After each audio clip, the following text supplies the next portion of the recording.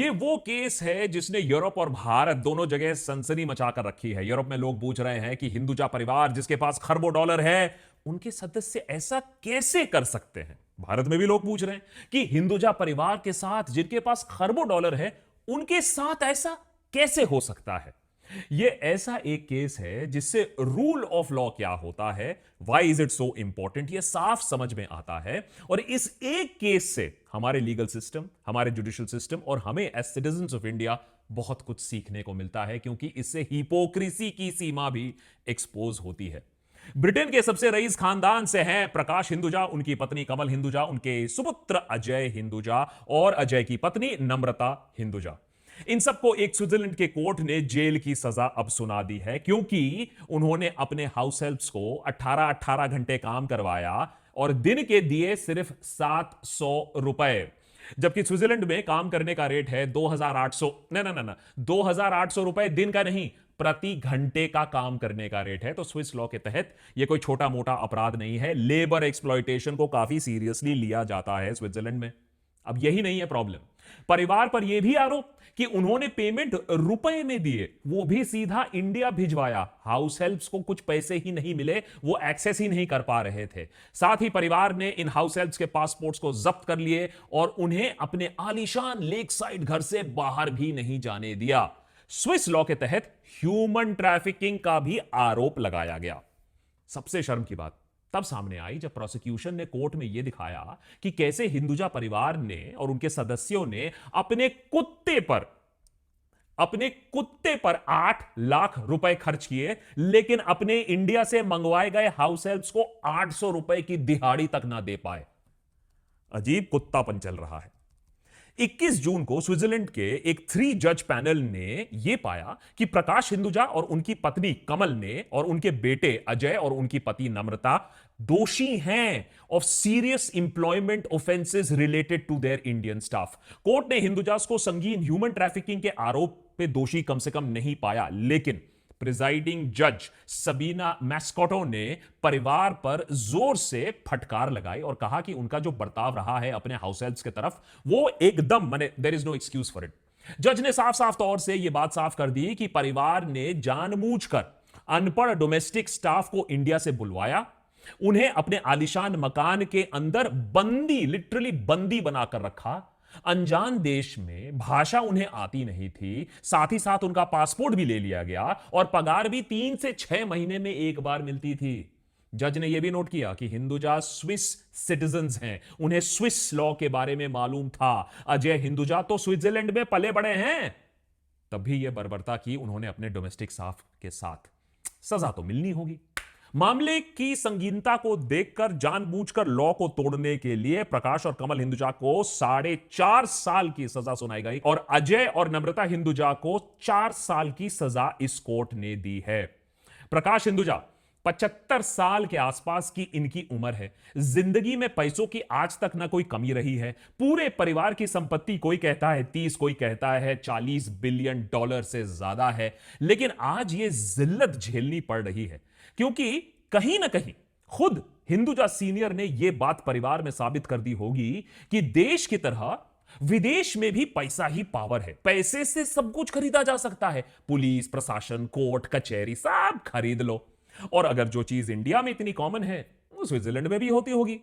और यहां भी मामला हाथ से निकलता देख यही कांड किया गया था। सिविल चार्जेस पर एक आउट ऑफ कोर्ट सेटलमेंट कर दिया गया था। बेसिकली पैसा खिलाकर मुंह बंद करने की कोशिश की गई थी, लेकिन क्रिमिनल चार्जेस को प्रोसिक्यूशन ने इतना संगीन समझा कि उन्होंने सेटलमेंट करने से मना कर दिया और केस की सुनवाई चलती रही कोर्ट में। यह मैटर नहीं किया कि हिंदुजास कौन है, उनका बाप कौन है, उनके पास पैसे कितने हैं, उनका इंफ्लुएंस और दबदबा कितना है। यह मैटर किया कि उन्होंने किया क्या है और उन्होंने लॉ कौन से तोड़े हैं। इसे कहते हैं रूल ऑफ लॉ। हमारे देश में भी है, आपको जानकर हैरानी होगी। इस्तेमाल गलत होता है वो अलग बात है, लेकिन हर एक देशभक्त को रूल ऑफ लॉ के बारे में, अपने हक के बारे में जानना जरूरी है। अगर पता रहेगा, अगर सारे सिटीजन्स अवेयर रहेंगे, अपने हक के बारे में जानेंगे, तो सरकार आपसे डर के रहेगी, ना कि आप सरकार से। रूल ऑफ लॉ को समझने के लिए कोई एंटायर पॉलिटिकल साइंस की डिग्री नहीं चाहिए होती है। रूल ऑफ लॉ का मतलब बेसिकली होता है कि देश में ऐसा एक सिस्टम हो जहां नियम, जहां कानून, सिस्टम्स, कमिटमेंट ऐसे दी जाए जहां सिटीजंस को चार बेसिक चीजें मिले, ये गारंटी रहे सिटीजंस के पास। नंबर एक, अकाउंटेबिलिटी। सरकार हो, बिजनेसमैन हो, एक आम नागरिक हो, हर एक बंदे को लॉ के दायरे में रहना पड़ेगा। सरकार को भी लॉ के दायरे में रहना पड़ेगा। मतलब मैं बंदूक उठा के किसी को ऐसे ही खून नहीं कर सकता हूं, उसी तरीके से सरकार भी जबरन बंदूक उठा के किसी का खून नहीं कर सकती है। इसे कहते हैं अकाउंटेबिलिटी। भैया मुझे जवाब देना पड़ेगा। नंबर टू, एक जस्ट लॉ, मैंने एक ऐसा कानून जो साफ तौर पे सब पर लागू होता है। एक कानून जो human rights, property, contract, procedural rights का सम्मान करती हो, ना कि किसी के खूंटे से बदी हो, जब चालू किया तब चालू किया, जब बंद कर दिया तो बंद कर दिया। नंबर तीन, ओपन गवर्नमेंट। माने सरकार जिस कानून का उपयोग करेगी, जिस लॉ को अडॉप्ट करेगी, वो लॉ एक्सेसिबल हो, फेयर हो, एफिशिएंट हो, ना कि कुछ के लिए वो लॉ बुलडोजर जस्टिस हो और कुछ खास मित्रों के लिए वो लोन माफी बन जाए। नंबर चार, एक्सेसिबल एंड इम्पार्शियल जस्टिस। अगर लॉ का उल्लंघन होता है, अगर किसी के साथ गलत होता है, तो उसे इंसाफ समय से, सही तरीके से, साफ तौर से, ट्रांसपेरेंटली एक इंडिपेंडेंट न्यूट्रल जस्टिस सिस्टम देगी। ये बातें आपको सुनकर लग रही होंगी कि यार ये तो बहुत ऊंची ऊंची थ्योरेटिकल बातें हैं, लेकिन ये बातें हमारे संविधान में, हमारे लीगल स्ट्रक्चर में ऑलरेडी मौजूद हैं। हां, उसे बदलने की कोशिश की जा रही है, जैसे बिना सबूत के किसी एक्टिविस्ट या किसी पत्रकार को सालों तक जेल में डाल दो और फिर किसी को कोई आंसरबिलिटी नहीं होगी, सालों बाद हमने इसको छोड़ दिया। लेकिन डाला क्यों? इसकी अकाउंटेबिलिटी हमारे सिस्टम से गायब हो गई है। वहीं अगर कोई बहुत वेल कनेक्टेड बंदा हो तो किसी पर वो गाड़ी रौंद कर चले जाए, एमपी का बेटा हो, बिल्डर का बेटा हो, बेटी हो, तो घंटों में बेल मिल जाती है। हमारे यहां से कुछ ज्यादा ही ऐसे केसेस होने लगे हैं, कानून कचहरी का मजाक बनने लगा है। इसीलिए रूल ऑफ लॉ इंडेक्स में हम अब करीब 80 के रैंकिंग पर हैं आउट ऑफ 140 कंट्रीज। इसे सुधारने की जरूरत है। अब हिंदुजाज ना इंडियन सिटीजंस हैं, ना इंडिया में उन्होंने ये सारा कांड किया था, तो इस बात का कोर्ट पर कोई इंपैक्ट नहीं पड़ा कि उनके पूरे फैमिली की संपत्ति 30, 40, 50 बिलियन डॉलर की हो सकती है। उनके बिजनेसेस करीबन 40 देशों में फैले हुए हैं और ऐसे कोर बिजनेसेस हैं उनके पास, जैसे शिपिंग, बैंकिंग, मीडिया, माने बहुत प्रभावशाली इंडस्ट्रीज हैं। उससे भी फर्क नहीं पड़ा और ना इस बात से कोर्ट को घंटा फर्क पड़ा कि उनके पास बेशुमार प्रॉपर्टी है, जैसे लंदन की प्रेस्टिजियस रफाल्स होटल। इतने पैसे होने के बावजूद हिंदुजा परिवार ने अपने हाउस हेल्प्स को गुलाम बना के रख दिया था, बंदी बना के रख दिया था। इसीलिए कुछ वेस्टर्न प्रेस इसको हिंदुजा स्लेवरी स्कैंडल नाम दे रहे हैं। और ये सब हुआ क्यों? कुछ पैसे बचाने के लिए, चंद रुपए बचाने के लिए, या पावर का एहसास दिलाने के लिए, हां, कि अभी भी हम तुम्हें कुचल सकते हैं। केस को लड़ने के लिए देखो, जो पैसे बचाने गए थे, अच्छे खासे अब पैसे लग रहे हैं, उसके ऊपर और जिल्लत। स्विस अथॉरिटीज ने परिवार के जेवर, हीरे, रूबीज, प्लैटिनम नेकलेस ये भी जब्त कर लिए हैं, जिससे अगर जरूरत हो तो फाइन इससे भरा जाएगा। प्रकाश हिंदुजा ऐसे एक केस में पहले भी फंस चुके थे, लेकिन उन्होंने तब भी फुल स्टॉप नहीं किया था। बिना सही पेपर्स के वो लोगों को नौकरी पर रखते रहे। लेकिन अब रूल ऑफ लॉ के चलते ऐसा सबक दिया गया है कि कोई आगे फिर से ऐसा काम करने की हिमाकत नहीं करेगा।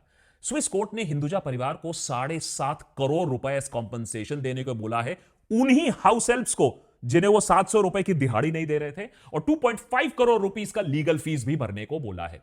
तो क्या हिंदुजा परिवार के सदस्य सच्ची में जेल जाएंगे? क्योंकि कुछ मीडिया तो कह रही है कि वो जेल के अंदर ऑलरेडी चले गए हैं, लेकिन ऐसा नहीं है, क्योंकि जितनी टफनेस है उतनी फेयरनेस भी है।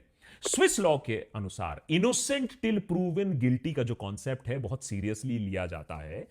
यानी कि जब तक सुपीरियर कोर्ट, जब सबसे सुपीरियर जज इस बात से सहमत नहीं हो जाते हैं कि बंदा सच्ची में गिल्टी है और अपील के सारे रास्ते खत्म नहीं हो जाते, तब तक नो अरेस्ट।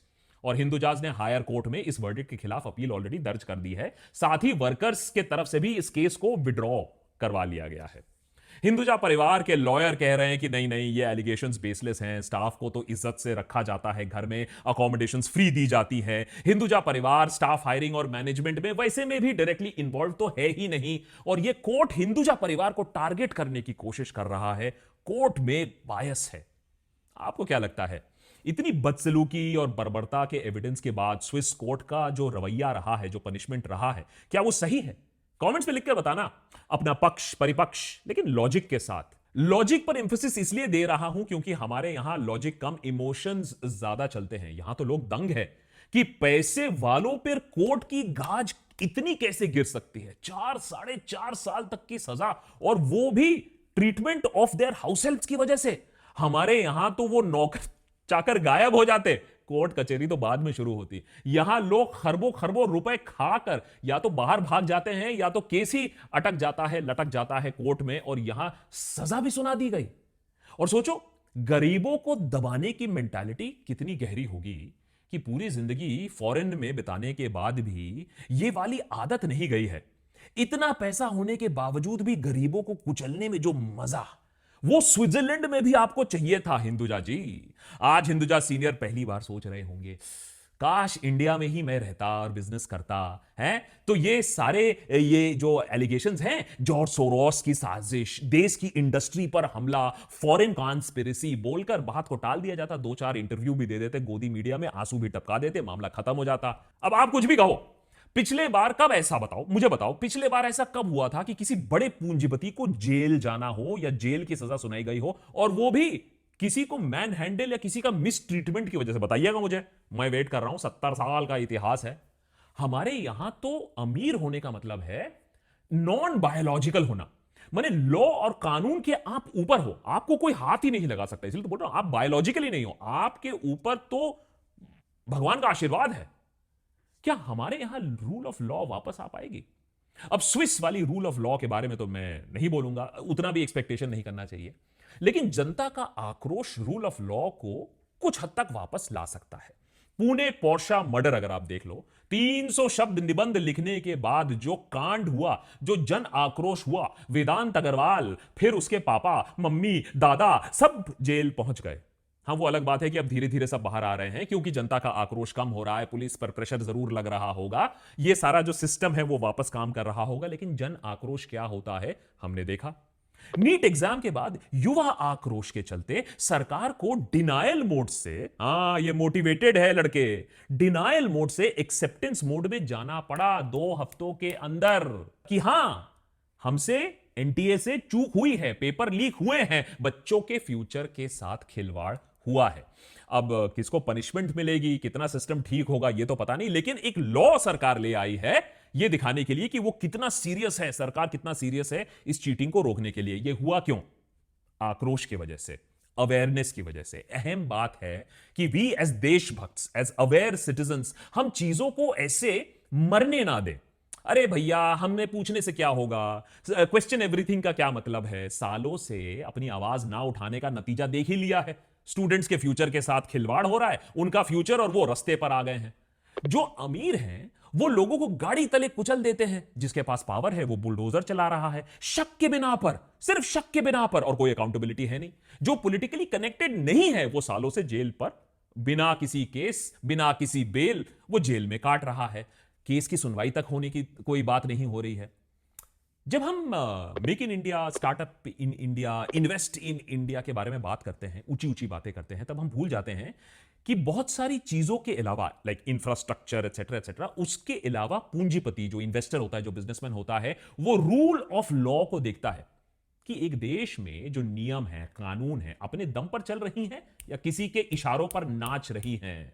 और किसी के इशारों पर नाचेंगी तो फिर वो कल सत्ता बदल भी सकती है और उनके अरबों खरबों डॉलर डूब भी सकते हैं। इसी कारण स्विट्जरलैंड के लिए लोग तो लाइन लगाकर खड़े होते हैं कि भैया हम यहां अगर शिफ्ट कर जाए, यहां सिटीजनशिप मिल जाए।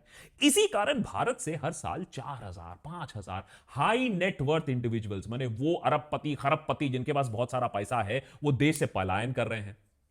अगर इस सब को रोकना है और सच्ची में विकास की बात करनी है, तो ये सबसे पहले तो ये फालतू नारेबाजी, ये फालतू आउटरीच और ये झूठ का सहारा लेना छोड़ना पड़ेगा। अपने लीगल सिस्टम को हमें सुधारना पड़ेगा, सबको कानून के दायरे में लाना पड़ेगा, रूल ऑफ लॉ को सुप्रीम बनाना पड़ेगा, और फिर चाहे वो अंबानी हो, अदानी हो, अग्रवाल हो, आलोक हो, आकाश हो, सब एक कानून के सामने एक बनकर खड़े रहेंगे, किसी के ऊपर ऊपर नीचे नहीं होगा। तभी जाकर देश का असली विकास शुरू हो पाएगा। मुश्किल है, लेकिन जैसा कि दिखा दिया है स्विट्जरलैंड में, चाहे वो हिंदुजा भी हो, नामुमकिन नहीं है। अगर कोई देश करना चाहे तो बिल्कुल कर सकता है। जय हिंद।